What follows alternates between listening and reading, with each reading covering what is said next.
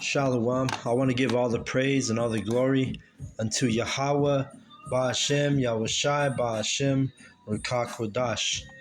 Double honors goes out to the elder apostles of Great Millstone for teaching me this truth. Also, I want to acknowledge all the Akyam who are pushing the truth with sincerity throughout the four corners of the earth. Shalom to the elect. All right. So, through the Spirit, I just grabbed my Bible up, wanted to do a lesson, and started reading. And everything's through the Spirit, brothers. When we pick up our Bibles, we start reading it. Everything's the Spirit, man. Whatever we start to read, whatever we're doing, we know man's goings are of Yahweh, and we know He directs our steps. So when we pick up our books, when we pick up our Bible, and we start reading, whatever we're reading, that's what Yahweh wants you to read. He ordained it. See, He ordained you to read that chapter. So that's how it works every time. And just explaining that because I'm in Acts 15 and 36, and I'm gonna go ahead and read what Yahweh B'Shem Yahushai ordained me to read today. All right, because like I said, I picked it up, start reading this. So let me go in on it. Acts 15 and 36, it says, "And some days after Paul said unto Barnabas, Let us go again and visit our brethren in every city where we have preached the word of Yahweh and see how they do." So, a couple things, he said, let's preach to our brethren. So the apostles, when they were doing their ministry, like we always tell you, they were performing the ministry to the brethren. Okay, it wasn't to every single person. It wasn't everybody that they were concerned with. That's why it says, "Let us go again and visit our brethren in every city," right? He didn't say, "Oh, let's go visit all the people in every city." Oh, it's limited to the brethren. That's what we do when we go out and teach. People will talk shit. They say, "Oh, hey, you guys don't have this truth. There's nobody even listening to you. You don't even have an audience." Well, guess what? The brethren are on YouTube watching us. All right, that's what we're doing. We're preaching to our brethren and in every multiple cities, all right, because of the internet doing the heavy lifting. All our brethren in every city all they got to do is click on our YouTube channel, and they're able to watch our videos. All right, we're preaching to our brethren in every city. All right, let me read 37. "And Barnabas determined to take with them John, whose surname was Mark." Right, so this is Mark. Barnabas wanted to bring Mark with Paul and him, with Paul and Barnabas, and it says in verse 38. "But Paul thought not good to take him with them, who departed from them from Pamphylia, and went not with them to the work." So Paul had an issue with Mark. All right, he had an issue so great to the point where he didn't even want to teach with him. All right, but again, we're men in this truth. If you have a tension with brothers, you ain't got to make a big thing about it. You're a man, go, either just shut the F up and do the work together, or like in this case, Paul, he decided he didn't want to do the work with them. He was so strongly against wanting to bring Mark with them. You see, who was John, but his surname was Mark. All right. So let's keep reading. Verse 39, "And the contention was so sharp between them that they departed asunder from one another. And so Barnabas took Mark and sailed unto Cyprus." You see that? So there was some contention. There was tension, some tension or contention between Paul. He didn't want to work with Mark. All right. And Barnabas wanted to bring him. He wanted to take him. So they separated. They departed. They separated. Went different ways to teach. All right.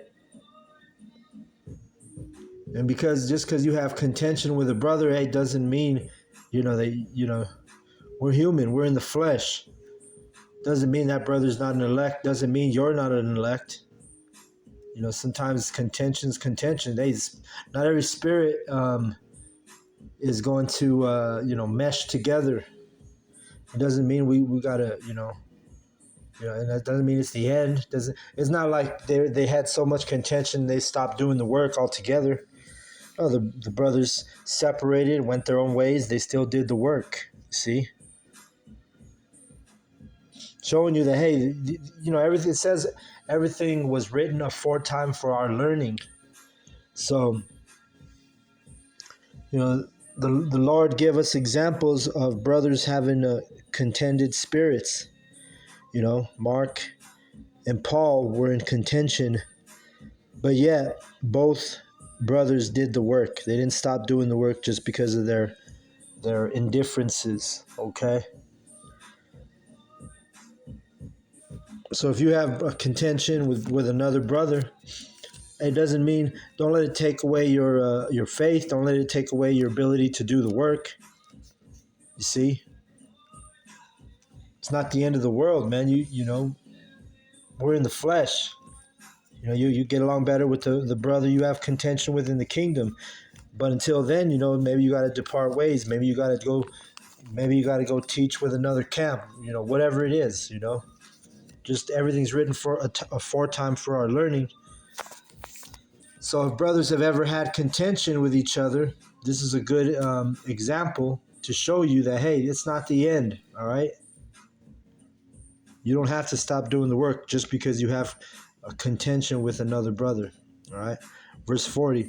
And Paul chose Silas and departed, being recommended by the brethren unto the grace of the Most High. And he went through Syria and Cilicia, confirming the churches. Let's go read. I'm going to read a little bit of 16. It says, Then came he to Derbe and Lystra, and behold, a certain disciple was there named Timotheus. And see, so really this is the Spirit. Paul, he departed ways with Barnabas and Mark, and basically Yahweh gave him a new, basically his understudy. Timothy was his understudy, was Paul's understudy. All right. And I'm not going to jump the gun, and I've never heard the elders speak on this, but I remember in my spirit, I was feeling like this had kind of, I'm kind of all over the place with this, but just a thought. I was watching, the elders. The elders are humble, but everybody or a lot of the brothers in GMS, we know that through the Spirit, we believe that possibly Elder Apostle Tahar is Paul in the regeneration, the reincarnation. And so, it's not like I want to clarify this. Elder Apostle Tahar has never said, hey, I'm Paul. I'm Paul in the Bible. I'm Paul regenerated. He's never said that. But through the Spirit, lots of brothers believe or have suggested that Apostle Tahar is Paul. All right. And I'll leave it at that. So with that being said, it would be only fitting that Elder Apostle Gabar would be Timothy. All right. And again, I want to make sure and stress this. The elders have never once said that they were Paul and Timothy. Okay. Everything's through the Spirit. All right. But what we're reading right now is basically the entrance of Timothy in the ministry. All right. And he would later be known as the understudy of Paul, the Apostle Paul. And this is where it takes your faith and to understand this truth, and not everybody can receive what I'm saying. You see. And again, the elders have never once said that they were Paul and Timothy, but we have suggested Elder Apostle Tahar to be Paul, and through the Spirit, I would if Elder Apostle Tahar is Paul, the Apostle Paul, well, guess what? I believe that Elder Apostle Gabar would be Timothy. All right. And I stand corrected. If a brother hears this video and says, "Hey, this ain't the case," then I'm okay with that. Everything's through the Spirit, though. Like I told you, when I picked up my book and read this, these were the thoughts that came to my mind. Okay. Verse 16. It says, "Then came he to Derbe and Lystra, and behold, a certain disciple was there named Timotheus, the son of a certain woman which was a Jewess and believed, but his father was a Greek." All right. So Timothy's parents, his mom was a Jew, but his father was a Greek, meaning his mom was a practicing Jew, right? And when it says that his father was a Greek, it doesn't mean he was an Edomite. He was just a citizen of Greece, okay?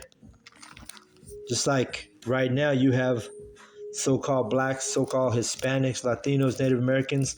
We're considered Americans, but by our heritage and through the truth, we know we're Israelites, okay?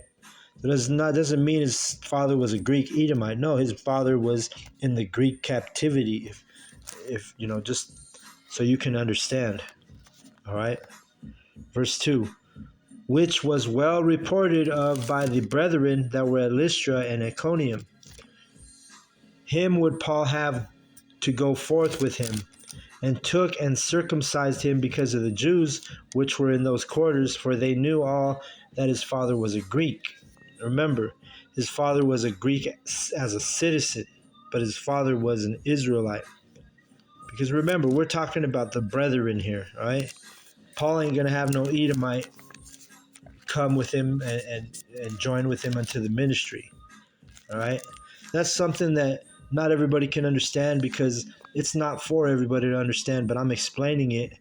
And you that have an ear to hear this and understand it, then hey, you could be of the elect if you're able to receive these teachings. Verse 4, and as they went through the cities, they delivered them the decrees for to keep that were ordained of the apostles and elders which were at Jerusalem. And so were the churches established in the faith and increased in number daily. All right. Read 4 again. And as they went through the cities, they delivered them the decrees for to keep that were ordained of the apostles and the elders which were at Jerusalem. See, so the ministry, there's always order, all right, and the elders, they can deliver decrees to us. And the same thing's still happening today, right? Our elders have decrees. They tell you, hey, you got to do a video every day.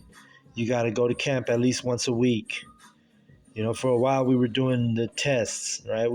If you want to be a part of this ministry, if you want to be a part of this banner under GMS, then you need to do what the elders are requiring of us. You can't bitch about it. You can't moan about it. You just gotta buckle down and do the work. All right. That's what it is, plain and simple. We got to do the work. If the elders give a decree, hey, in your spirit, just do it. You ain't got to stress nothing. And if it's too much for you, if the elders, deliver a decree and it's too much for you and it causes you to fall out, which we've had that happen in our own camp. We've had men, fall out because they couldn't fulfill the decrees of the elders that the elders delivered. Okay. So, another thing to explain, see, if you can't get down with us 100% and, follow through with the decrees that the elders deliver, then you really, you ain't a part of this. The men who are in this truth, who are in GMS, the true men of Yahweh Hashem Yahushai, if the elders deliver a decree, then if you're part of the elect, your spirit's gonna just buckle down, and you're gonna do whatever the elders ask. You see, and doing the test it really was for our own good, for our own benefit, for all the camps sharpening their swords, doing those tests. Brothers can attest to that, I'm sure, because I know that I sharpened my sword when the elders were, when they delivered that decree to do the tests. And we had brothers fall out of the camp because they had a problem with that. Really, we had 2 brothers, I would say, in the last 4 months fall out of our camp because they didn't want to follow the decree that the elders ordained, which this is all, it goes with order, right? You want to be a part of this ministry, you have to follow the order. You have to be in order. You can't be out of order. Okay? Verse 5, bottom of the screen. And so were the churches established in faith and increased in number daily, right? So this is how our church is established, right? Revelation 21:3, it tells you that the men are the church. So, but this is how our church is established, through diligent men, through men who aren't going to complain when a decree is delivered. When an order is called out by the elders, you don't sit there and oppose it, but rather you buckle down, you gird your loins, be a man, you endure, and you do what the elders whatever they ask us to do, we do it, right? And it's not something that they haven't done their own selves, you see. So our elders are polished, sharpened men in this truth and this knowledge, and they're going to do the whatever they call for. It's going to be for the betterment of the ministry as a whole, for the betterment of the body. See, and I believe that wholeheartedly. All right. So if the elders ask us to do tests, hey, I'm going to do the tests. If the elders ask us to do a video every day, do 2 videos a day, hey, guess what? I'm going to do that. Because everything is through the Spirit. And when they ask us to do something, then hey, then we should do it, If you have a spirit where you want to rebel against what the elders ask, and you got to question, are you really part of this truth? Are you really in this thing?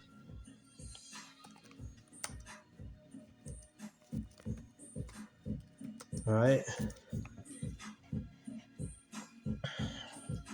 We get that's why when we do our lessons, we open up, we say, hey, double honors to the elders. Why? Because they're worthy of double honors. All right. And this is 1 Timothy 5. I'll start at 17. It says, let the elders that rule well be counted worthy of double honor, especially they who labor in the word and doctrine. All right. Let me keep reading. For the scripture saith that thou shalt not muzzle the ox and that treadeth out the corn, and the laborer is not worthy of his reward. Against an elder receive not an accusation, but before 2 or 3 witnesses. Them that sin rebuke before all, that others also may fear. I charge thee before the Most High and the Lord Yahushai and the elect angels, that thou observe these things without preferring one before another, doing nothing by partiality. Lay hands suddenly on no man, neither be partaker of other men's sins. Keep thyself pure. All right? So, our elders are worthy of double honors. And That's who it is. What it is. We follow their lead, man. The Lord Yahweh Bashem Yahshai has set them up over us. Okay, and if you're in this truth, you have to understand that. You have to understand that we have elders, we have order in this truth, and the elders are the top of the order. They're the top of the food chain, if you will. See, so they everything that they're doing. The reason why they're set up is right here. It tells you that it's Yahweh has set them up. All right. So, with that being said, we need to listen to our elders. Let me see something real quick. Pull out a couple precepts and close out.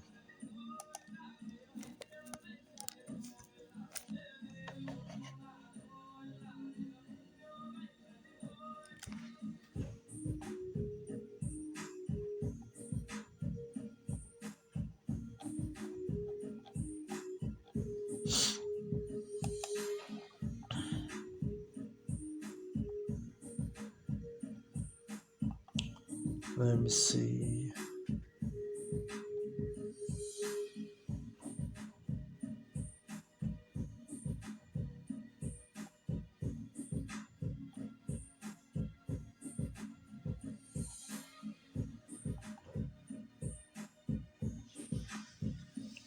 And everything's through the spirit, because it's not like I was like, oh, I'm going to do a lesson on the elders today. No, everything's through the spirit. It's Yahweh Bashem Yahshai ordained this lesson. But that's what it is, though. We got to, we give double honors to the elders because the scriptures tell us to. It's order, all right? A lot of people, a lot of men can't follow order, so that's why they fall out of the truth. A brother who has problems with the order, well, he's really not a true brother, man. You always have to stay in order, all right? Watch, let me get this real quick.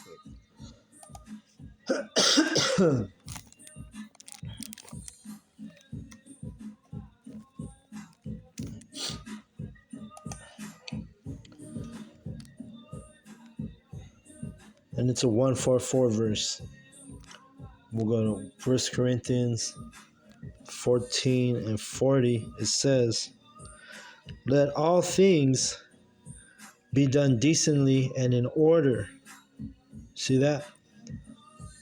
So if the elders are the top of the food chain, if they're doing, they're asking us to do something, then we need to do it because they're our elders for a reason. Yahweh Bashem Yahshai set those men up as the elders of the church.